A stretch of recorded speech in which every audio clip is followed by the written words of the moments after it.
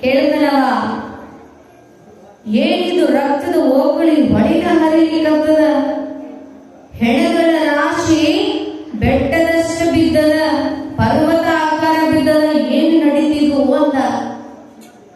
ಆಗ ಬ್ರಹ್ಮ ಹೇಳ್ತಾನೋ, ನೀ ಏನ್ ಈ ಕಡೆ ವಾದಿ, ನಾ ಏನು ವಿಷ್ಣುವಿನ ಶರೀರ ಹೋಗ್ತೀನಿ, ಏನು ಅದ್ಭುತ ಲೋಕಗಳನ್ನು ನೋಡುವಂತ ಬರುವಾಗ ಮಧುಕೈಟವರು ಅಂತಕ್ಕಂಥ ರಾಕ್ಷಸರು ವಿಷ್ಣುವಿನ ಕಿವಿಯಲ್ಲಿ ಹುಟ್ಟಿ ನನ್ನ ಯುದ್ಧಕ್ಕೆ ಬಾ ಅಂತ ಕರೆದ್ರು.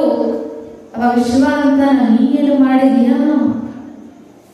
ಅದಕ್ಕೆ ಬ್ರಹ್ಮ ಹೇಳ್ತಾನ, ನನ್ನ ಕಡೆಯಿಂದ ಏನೇನು ಇರ್ತಪ್ಪ, ಅವರು ಕೂಡ ಯುದ್ಧ ಮಾಡೋ ಸಾಮರ್ಥ್ಯ ನನಗಿಲ್ಲದ. ಆ ತಾಯಿ ಜಗದೀಶ್ವರಿ, ನಮ್ಮ ಹೆತ್ತ ತಾಯಿ, ಆ ದೇವಿಯನ್ನ ಭಜಿಸಿದೆ, ವಿಷ್ಣುವಿಗೆ ಚೇತನವನ್ನ ನೀಡಿದ್ಲು, ವಿಷ್ಣುವಿನ ರೂಪದಲ್ಲಿ ಆ ರಾಕ್ಷಸನನ್ನ ಸಂಹಾರ ಮಾಡಿದ್ಲು ಅಂದಾಗ ಶಿವನಿಗೆ ಬಹಳ ಸಂತೋಷ ಆಗ್ತದೆ.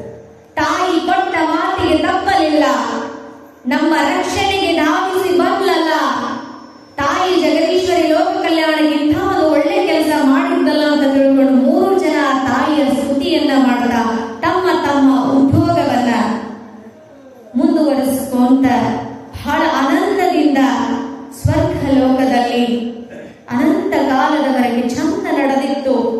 ಸೃಷ್ಟಿ ಮಾಡುತ್ತಿದ್ದ, ರಕ್ಷಣೆ ಮಾಡುತ್ತಿದ್ದ, ಲಯ ಮಾಡುತ್ತಿದ್ದ. ದೇವಾನುದೇವತೆಗಳೆಲ್ಲ ಒಂದೊಂದು ಉದ್ಯೋಗವನ್ನ ತಮ್ಮ ಉದ್ಯೋಗವನ್ನ ಚಂದ ನಡೆಸ್ಕೊಂತ ಬಹಳ ಚಂದ ಇದ್ರು. ಹೀಗ ಯುಗಗಳು ಕಳೆದ ಮ್ಯಾಲ ಒಂದು ಮಹಾಪ್ರಾಣ ಸಂಕಟ, ದೇವಲೋಕಕ್ಕ ಒಂದು ಸಂಕಟ ಬರ್ತಾ ಇದೆ. ಏನದು ಸಂಕಟ? ಮಹಿಷಾಸುರ ಎನ್ನುವಂಥ ಒಬ್ಬ ಮಹಾನ್ ರಾಕ್ಷಸ ದೇವಲೋಕಕ್ಕೆ, ಇಡೀ ಜಗತ್ತಿಗೆ ನಾನೇ ದೇವರು, ಜಗತ್ತಿಗೆ ನಾನೇ ಒಡೆಯ ಅಂತಕ್ಕಂಥ ದುಷ್ಟ ಬುದ್ಧಿ ಉಳ್ಳತಕ್ಕಂಥ ಮಹಿಷಾಸುರನ ಆಗಮನ ಆಗ್ತಾ ಇದೆ. ಇಲ್ಲಿ ಮಹಿಷಾಸುರ ಅಂದ್ರೆ ಯಾರು?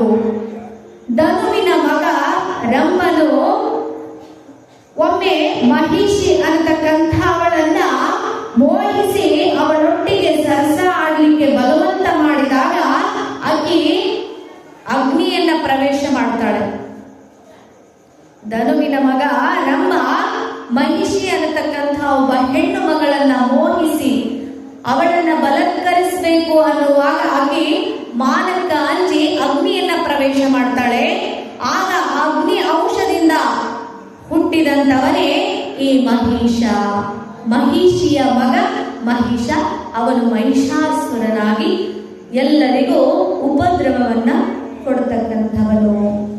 ಅವನು ಮೇರು ಪರ್ವತದಲ್ಲಿ 10,000 ವರ್ಷ ತಪಸ್ಸನ್ನ ಮಾಡಿ ಸ್ತ್ರೀಯರು ತನ್ನನ್ನು ಸಂಹರಿಸಲಾಗರು ಎಂದು ಯೋಚನೆ ಮಾಡಿ ದೇವದಾನವ ಮನುಷ್ಯಾದಿ ಯಾವ ಪುರುಷರಿಂದಲೂ ತನಗೆ ಮರಣವಾಗದಂತೆ ವರ ಪಡೆದುಕೊಂಡಿದ್ದ.